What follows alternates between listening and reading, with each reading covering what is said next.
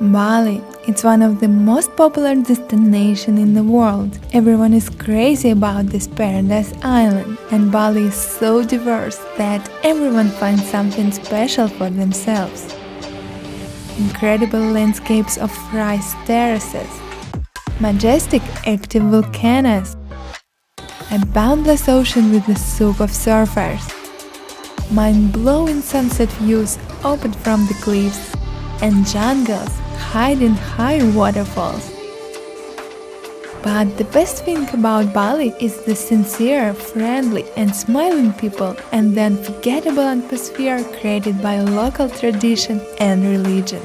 But not to get lost in this diversity, you need to prepare for your Bali trip. My name is Tanya and my husband and I have been living and exploring Bali for 2 years. And you've just opened my complete Bali guide. So what should you start with to plan your first trip to Bali? First, you need to choose the right season. The best season in Bali is from late April to October. It's considered a dry high season with not so hot and comfortable weather. June to August is the most popular season in Bali, so if you don't like crowds of people, it is better to avoid these periods of time. The rainy season begins in November, so you should bring raincoats with you until March. This season is also hotter and more humid.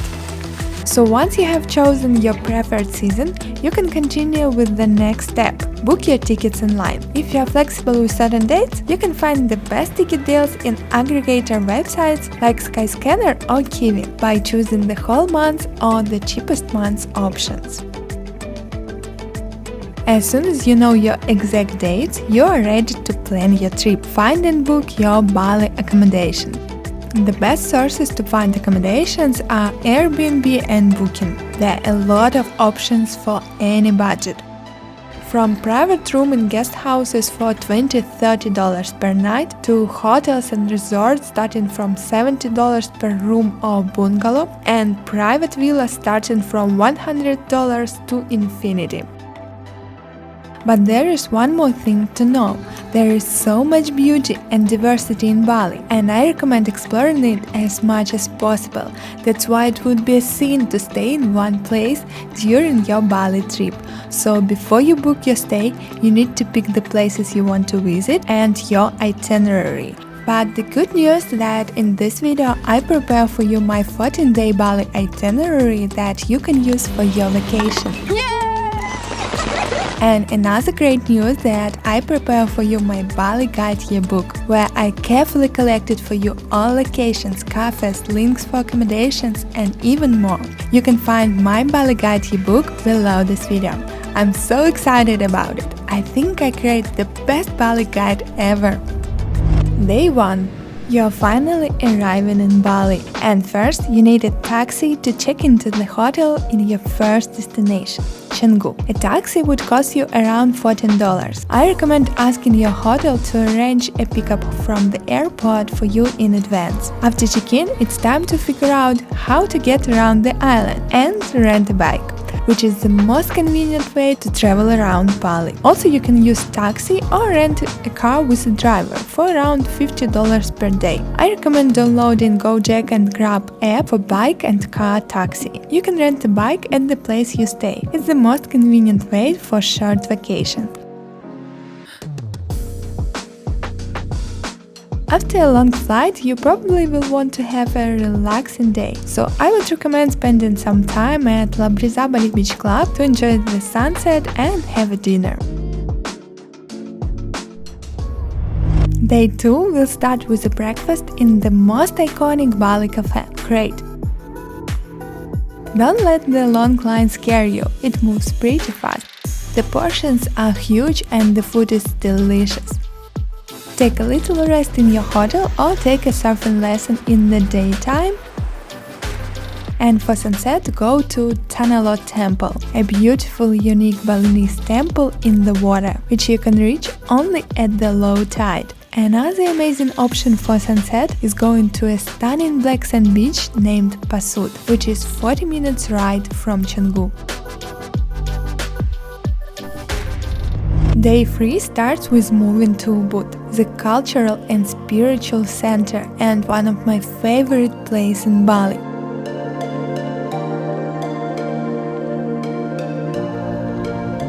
By the way, speaking about transportation, I think that the best way to travel the island is to rent a bike for several days in every region you stay and move from region to region by taxi to comfortably move your suitcase and don't drive a bike for too long distance.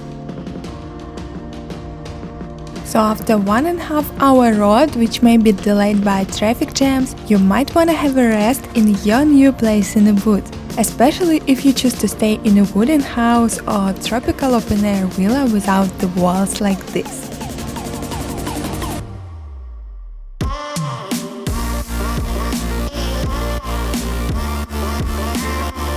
All the most amazing options we have ever stayed in Bali I add to my Bali guide below this video. And for sunset dinner, I suggest choosing Sayan House with amazing food and the view from the jungles. Start day 4 by enjoying an early morning haze beneath the Galalang rice terraces.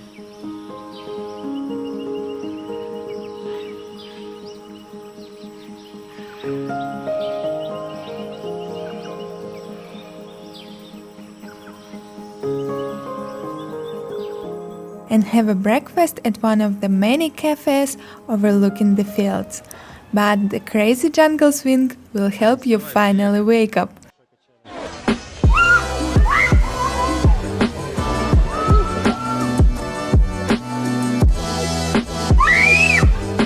Wow.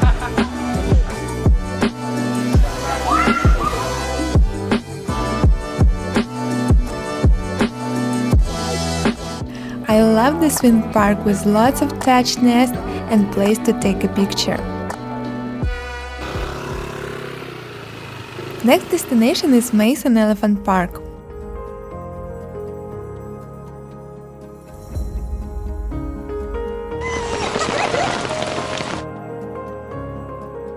I cannot touch. Terlihat ya. Name is Ardila. Ardila? It's a girl? Girl. No. Girl have small. Little girl. Boy have big. There are actually no elephants in Bali, but these were rescued from the island of Sumatra.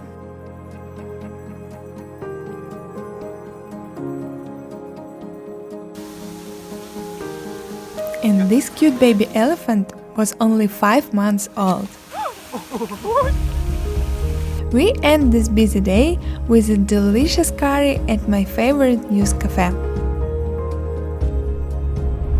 Day 5 starts with a morning walk at scenic Kampuhan Ridge Walk, which is perfect for morning running or walking. Then have breakfast in the atmospheric Clear Cafe. And go to Monkey Forest. It's a unique experience to watch a lot of monkeys running in their habitat and an absolute must visit in Ubud.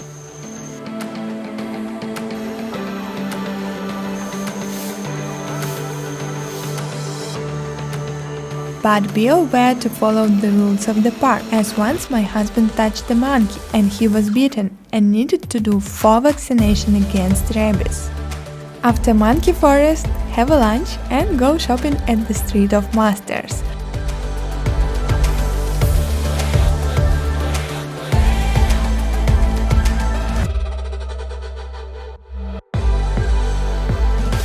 Which is more than 8 kilometers of craft shops with locally made souvenirs, arts and furniture.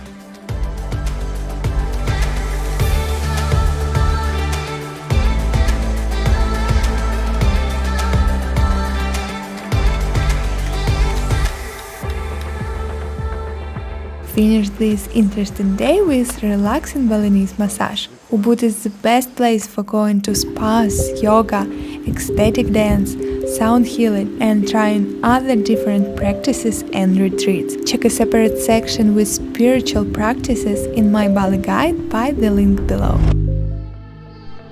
Day 6 is a waterfall day, so you'd better to get up earlier and check out from your place as we move forward to the north of Bali. The first stop is stunning Nung Nung waterfall, which is 1 hour drive from Ubud.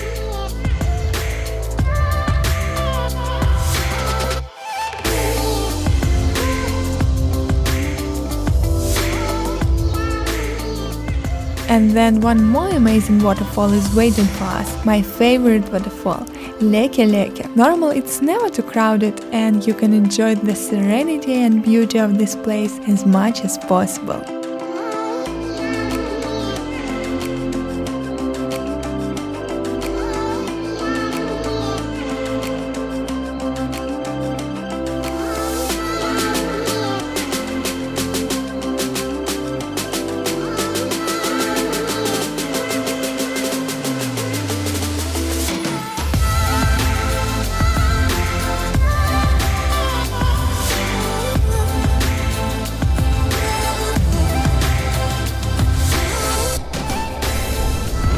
To continue enjoying the coolness of the north of Bali, I suggest staying for one night at Handara Golf and Resort Bali.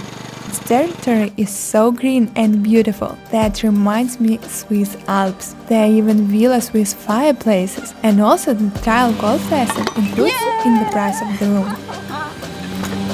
These gates are the entrance to the resort.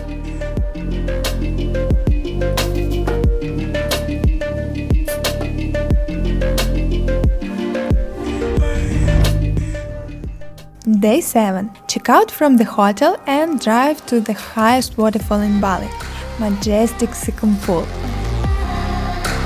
For today's transportation, I suggest you hire a car with a driver, as the roads in the north are full of serpentines. And then get a paid bike ride from the waterfall parking to the beginning of the waterfall descent. This way you will save 1.5 hours of time. Also, don't forget to support the local community by hiring a guide. Going downhill is quite long with a lot of stairs, so be sure to wear appropriate shoes. But the breathtaking view of the majestic second pool is worth it all.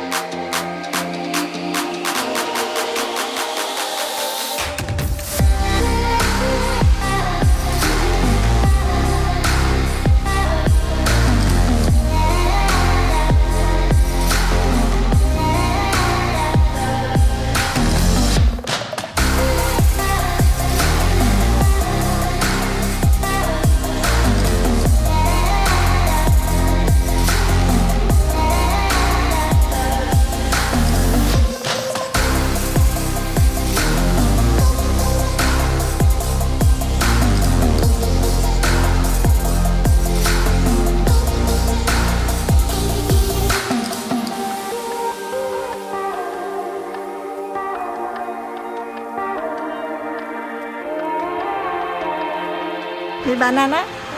Yeah. Give us banana. Banana. Thank you. Thank you. Okay.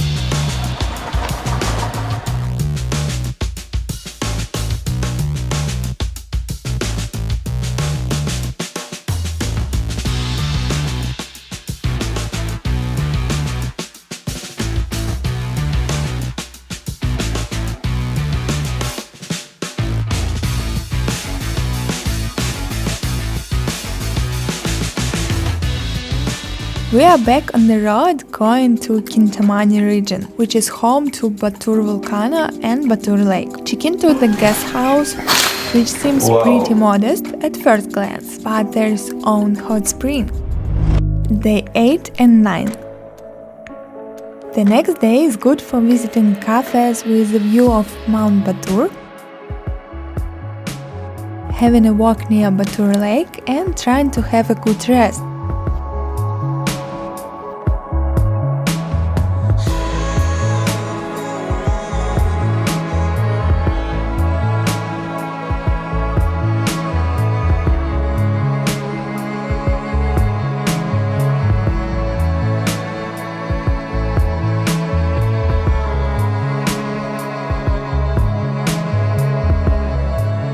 because you will have a super early wake-up time at 3 a.m. to start Batur volcano hiking. The climb to the volcano takes around 2 hours, which half of time the ascent is quite steep. The breathtaking view of the sunrise at Batur Lake from the active volcano makes it all worth it.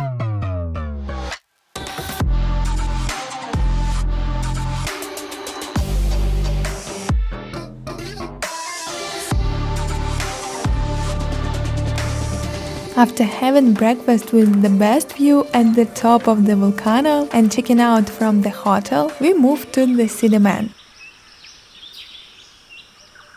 Sidemen is the scenic village at the east of Bali with the best views for Volcano Agung.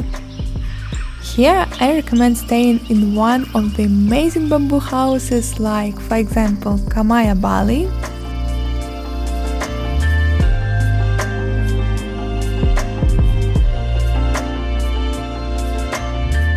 or stunning resorts like Vapa di Uma Sidemen.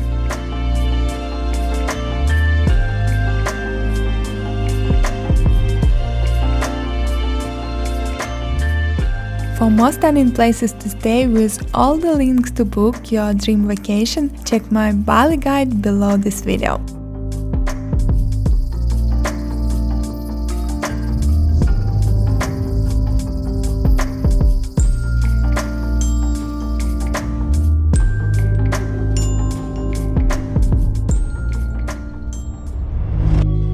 Day 10. The next morning you could start with a floating breakfast in the pool.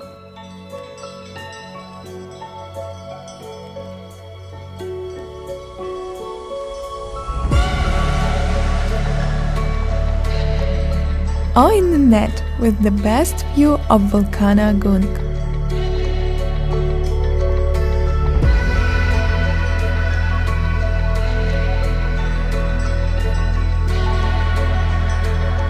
The biggest active and sacred volcano for Balinese people.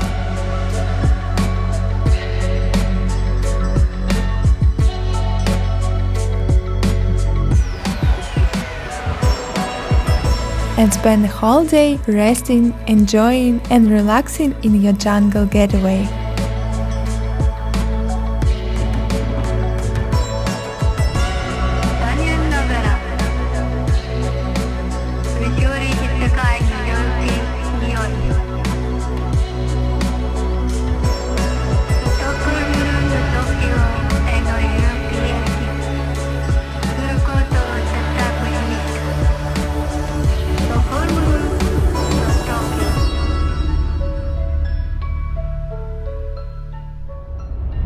Day 11 begins with an early checkout and drive to the Sanur port.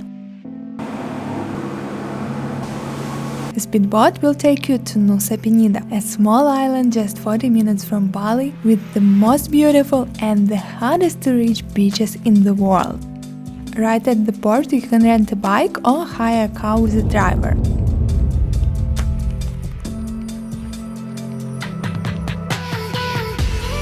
Our first stop is amazing Broken Beach with its natural circular lagoon and archway.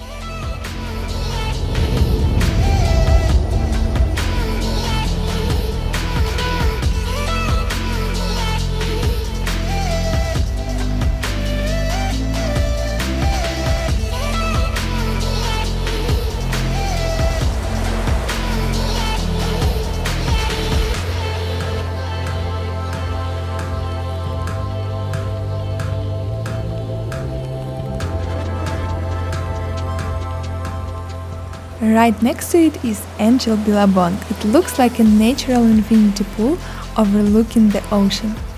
Keep in mind that you can swim in this pool only at low tide and only at your own risk, because the waves from the ocean can come very suddenly.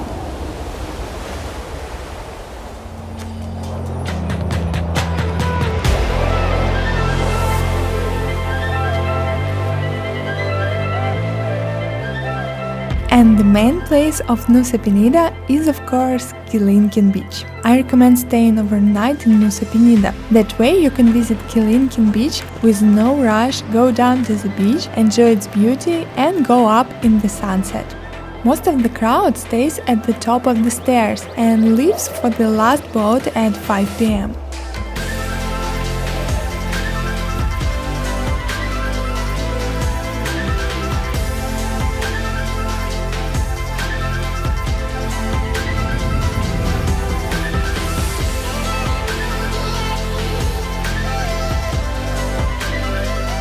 Also, this place is very special for me, as this was the place where my husband asked me to marry him 4 years ago during our first visit to Bali.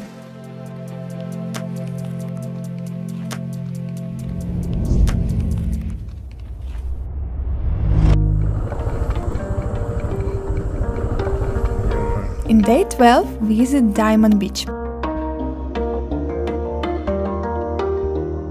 Here's the same story. All tourists mostly make crowds at the beginning of the stairs and make photos there. And not everybody make it to the beach, but I recommend doing it. The views are breathtaking and going down is shorter than to the Kilinkin beach.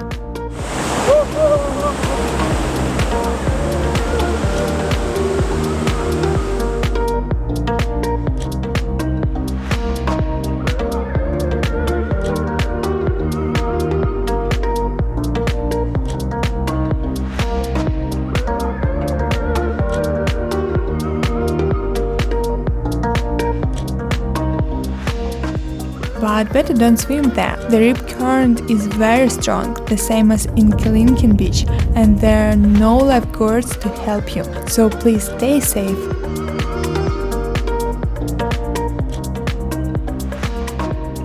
Next to the Diamond Beach there is a popular photo spot, Tree House, with a perfect view of Diamond Beach Lagoon. You even can rent it on Airbnb and live there, but it has no amenities, only a bed and the view. For a photo like this, you need to stand in a line, which in the high season could be pretty long. And we need to hurry up to be on time for the last speedboat back to Bali at 5 o'clock.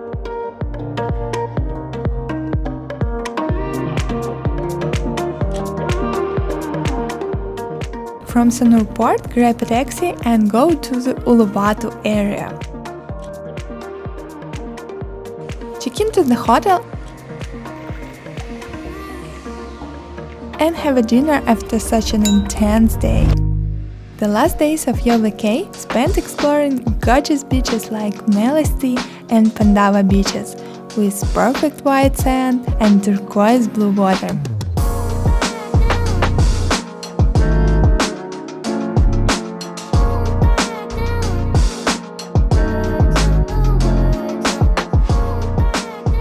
Or Padang Padang Beach, famous for Eat, Pray, Love movie. Do you love me or do you love me not?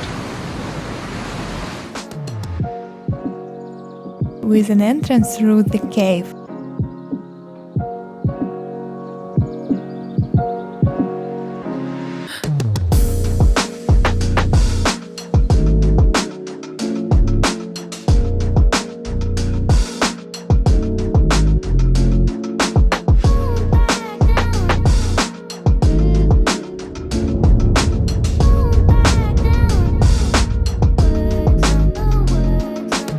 And be sure not to miss the sunset time, because the best show on the island is waiting for you every day. Choose one of the mind-blowing sunset spots with breathtaking views like Blue Point Uluwatu or Uluwatu Temple.